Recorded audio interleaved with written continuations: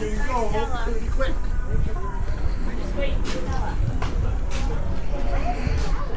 Figure you get two birds stoned at once today. Went out and rode Excelsior about an hour ago. Come out and see you guys today too. All right.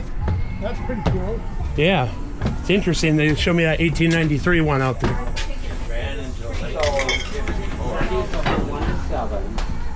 And then Wednesday, 1 to 4.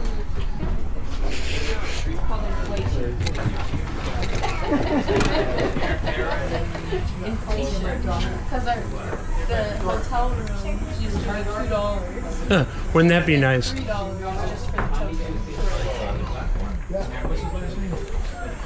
What's Aaron's last name?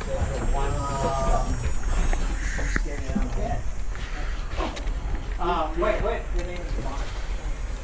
Oh. The Isaacs. Aaron Isaacs. He's not running the shop in there today, is he? No. Oh, okay. He's just down business. I know him a long time. He's just done yelling at us. Give us a shit. Forbidden by law. I see. I told him. Oh, right. Oh. But maybe they had to add that. That's so mean. So yeah, you still drive. Okay. I still counted that. So while we're waiting here, and we'll be going pretty soon, if you look at the ads, they're from the 30s, 40s, and 50s, and those were ads that were on here. We have reproductions. They had the originals up, I guess, for a while, and they said, well, we probably should put those away and put up ones. But they're pretty cool to look at. So it's a combination of 1930s, 40s, and 50s. And I always like to point out this one is my favorite one. At Lee's Broiler, you could get a tenderloin steak dinner for 65 cents. But that's not all. It came with salad and French dressing, bread, French fries, onion rings, ice cream or sherbet, and a beverage. So pretty good deal. And if you read the fine print, it expired just yesterday. So if you had been here, no, there were actually. I looked it up on the internet. There were 2 Lee's Broilers. Yeah, There was one in it says Minneapolis that and one the in St. addresses Paul. are right there. Yeah, and I they didn't really know there did was one in exist. St. Yeah. And it was the same family, and I don't know. I don't remember when they went out of business. It's amazing you can look this stuff up. It's crazy. It's like the Totino's pizza rolls you find in the freezer at the grocery store. For years there was Totino's downtown, and now there's no more.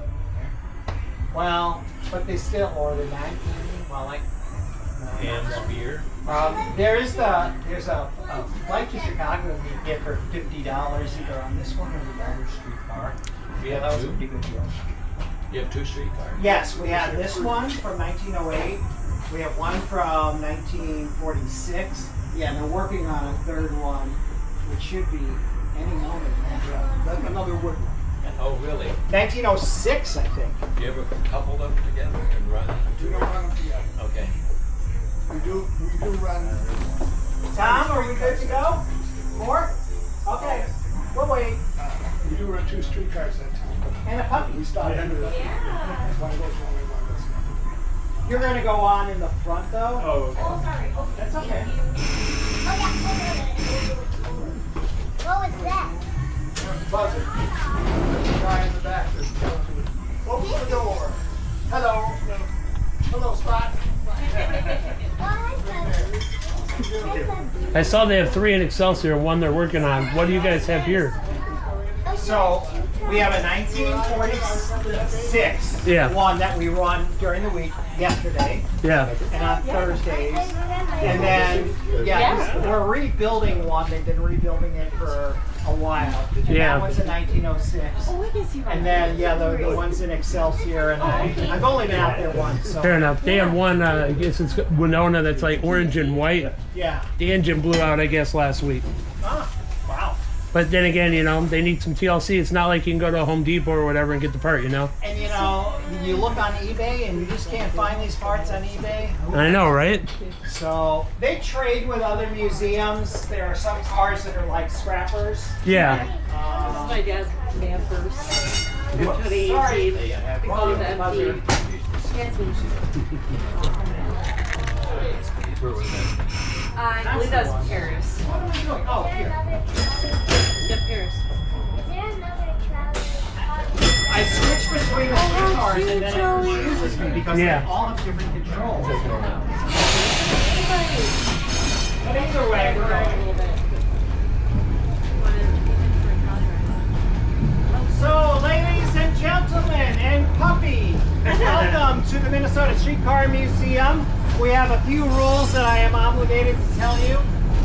FDA, FHA, FAA regulations say please keep your hands and arms inside the car because we have branches that are sometimes pretty close to the car. We don't want anybody to be hit.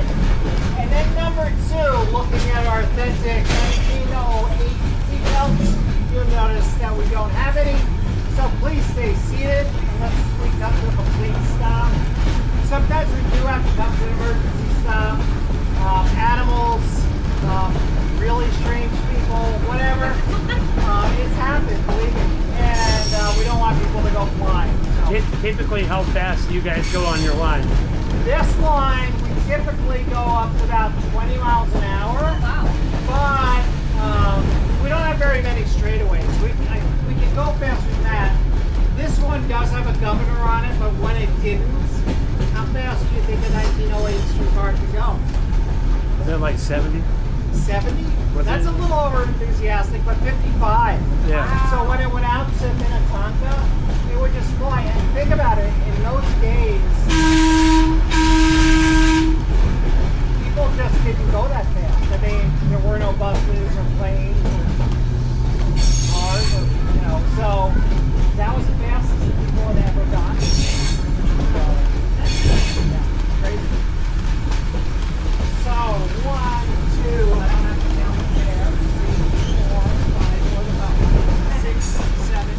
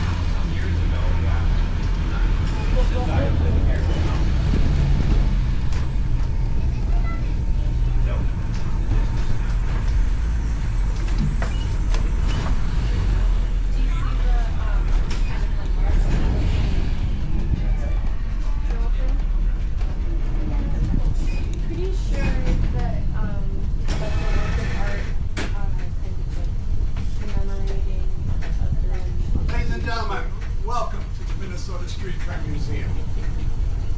One of the few museums where not only you see, feel, but you experience what it was like to travel from Minneapolis, St. Paul in the late 1800s and early 90s. Streetcars started running in Minneapolis, St. Paul. There were two different companies, one St. Paul, one Minneapolis. The first streetcars were horse. It was like a wagon, no sides. And because it was hard for the horses to start and stop, they just kept walking. So if you wanted to get on to the streetcar, you had to jump on. If you wanted to get off, you had to jump off. So those went fine until the streetcars got too large that the horses just couldn't pull them anymore. So then they decided, well, what should we do? So they said, well, we're going to try steam. So they tried steam to make the streetcars go. The problem is in the steam is dirty. The smoke and that from the steam is dirty. So they finally decided on electric. And that's what we run on today. The streetcars in the early 1900s. The car that we're in here, 1300, was built in 1908. A lot of the streetcars originally we bought from out of state. Probably in that they were smaller, they weren't as heavy, and it was hard for them to move in the winter. Because we ran 365 days a year, we needed a heavier car. So we decided, okay, we're going to build our own streetcar. We made them heavier, we made them a little longer, we made them wider, and we wanted to make them more comfortable for our passengers. So we took, and instead of using just plain old wood, whatever, we used cherry as far as the wood in the streetcar. Look, there's a piece of cherry that goes from here all the way to the back. It's one continuous piece.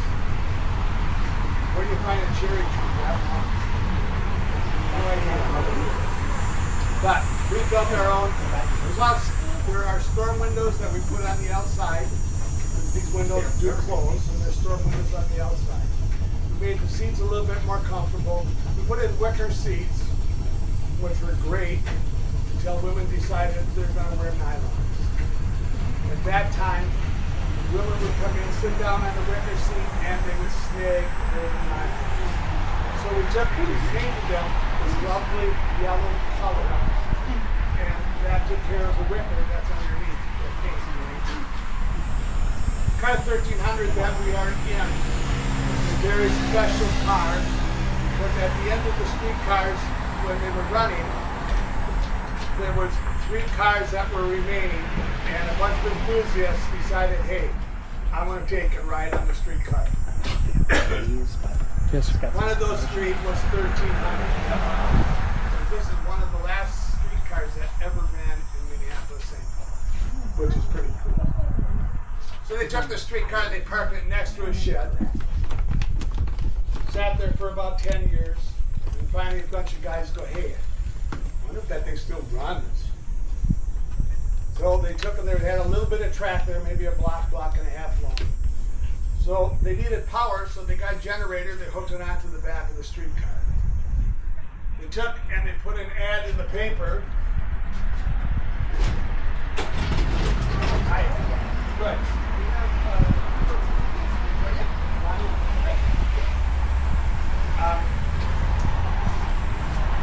So they took and they hooked the generator up to the back of the streetcar. And they put an ad in the paper saying, this weekend, we're going to take and run the streetcar. You want to see it? Come on out. That's Saturday morning. But we have family. I want to see next to Taylor. So that morning, that Saturday morning, we had over 10,000 people show up to ride the streetcars. So these bunch of enthusiasts go, hey, apparently people like streetcars. Well, we stopped and think of it, they were good. So they took, and a bunch of them got together, came up with what you have right now, the Streetcar Museum.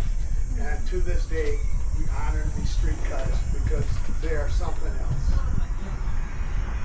You took them to school, you took them to work, you took them to church. During the summer, there's no such thing as air conditioning. So you took the family out after supper, you got in the streetcar, and automatic air coming in on you.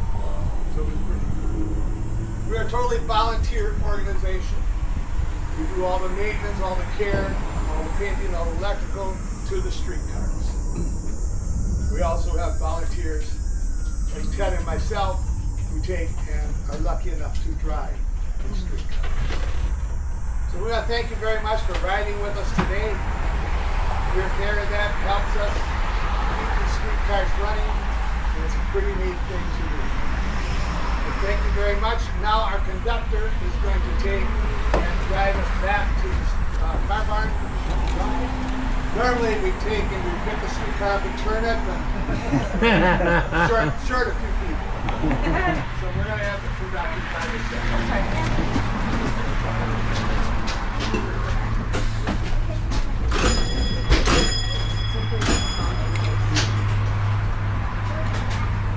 Three to go back.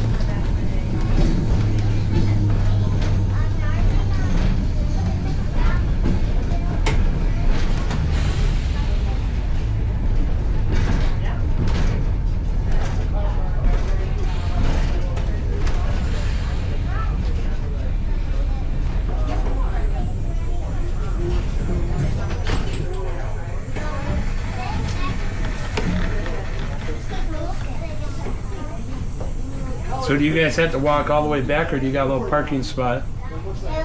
Well, it depends. There's another shift after this one, so I park up there and Yeah. just get on.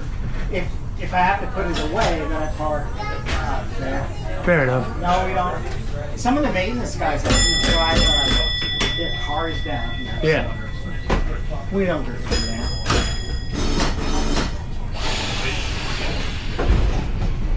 Does your shirt say hi on it? No, What? it's a T. It's a T? It's a T. Yeah. It's a company I work for. Oh. It's interesting because it almost looks like Uber for a cut. Gotcha. Life. Gotcha, yeah. Maybe not, yeah. Is it a small company? Yeah. It's like it's a company based out of New York. It's very small. I wonder if it was owned by somebody who was Jewish. I don't think so. It's like a company that started 2 years ago. You know, Indian guy. Yeah. Has anybody ever said that to you? No. Is it really looks like a stylized? Yeah. So people will wear chains with it. Yeah. It basically means life. Yeah. Interesting. You should Google life in Hebrew and Yeah. see how close you can get this. It's usually posture, but I mean, it really kind of looks like silence. That's a happy accident. Cool. Yeah. You know? Yeah. For few words that are different meaning. Yeah. Yeah. Oh, like when the Chevy Nova, which in Spanish Nova means don't go. Or then you always got the Christian joke on saying what kind of car does Jesus drive? An Accord. Ha ha ha.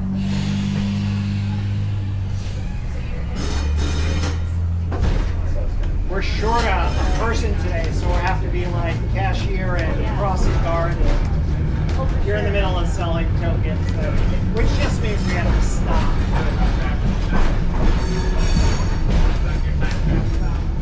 Gotta prepare for everything. Try not to plow through people, but I mean, the worst are people with earbuds that just are like walking around. Yeah, people are dumb. People are very dumb. Please exit the rear of the door. The rear of the door. Exit the rear. Come out this way. Yeah, let's wait till everyone gets off. Get on over there. Thanks again, sir. Okay, you guys are gonna go on in the front.